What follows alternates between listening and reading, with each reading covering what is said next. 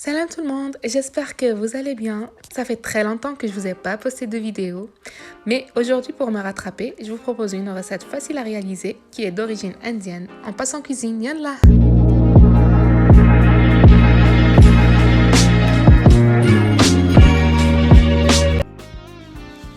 Dans une marmite et sur un feu doux, je fais fondre du beurre et un filet d'huile d'olive.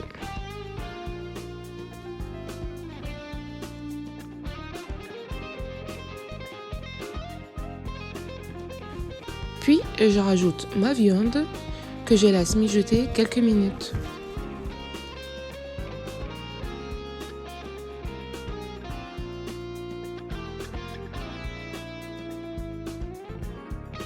Ma viande est prête pour recevoir ces épices, donc pour ma part, j'ai rajouté l'épice spéciale biryani. Je mélange bien, puis je rajoute aussi du curry royal et du cumin indien.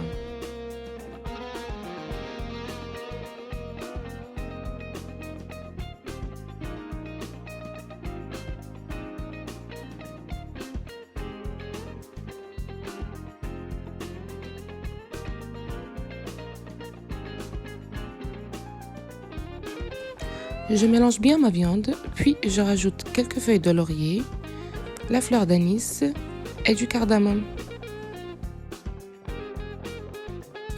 Vous pouvez mariner votre viande la veille sans passer par ces étapes. Ma viande a bien absorbé ces épices, donc je lui rajoute un oignon que j'ai coupé finement. Je mélange bien et je laisse cuire jusqu'à ce qu'il devienne translucide.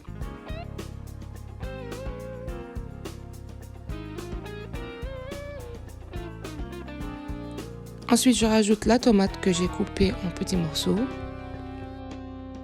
Je mélange à nouveau et je laisse cuire pendant 3 petites minutes.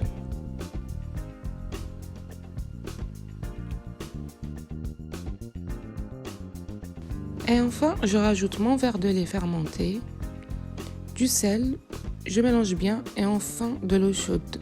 Je ferme ma marmite et je laisse cuire à feu moyen.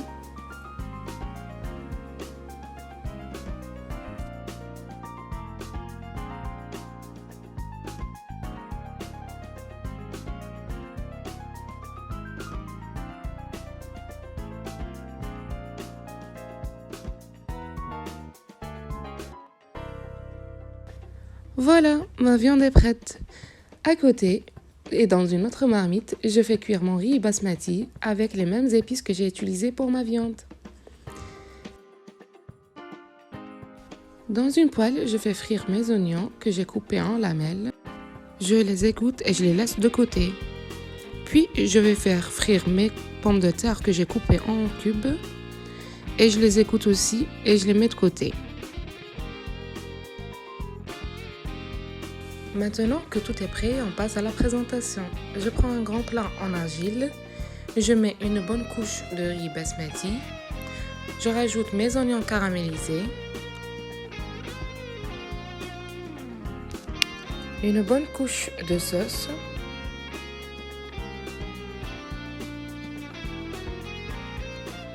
puis je rajoute encore une autre couche de riz basmati, des oignons caramélisés,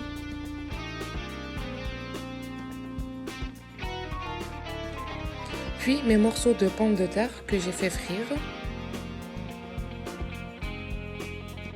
On rajoute à nouveau de la sauce. Il faut bien saucer le riz, sinon il devient sec. Puis ma viande.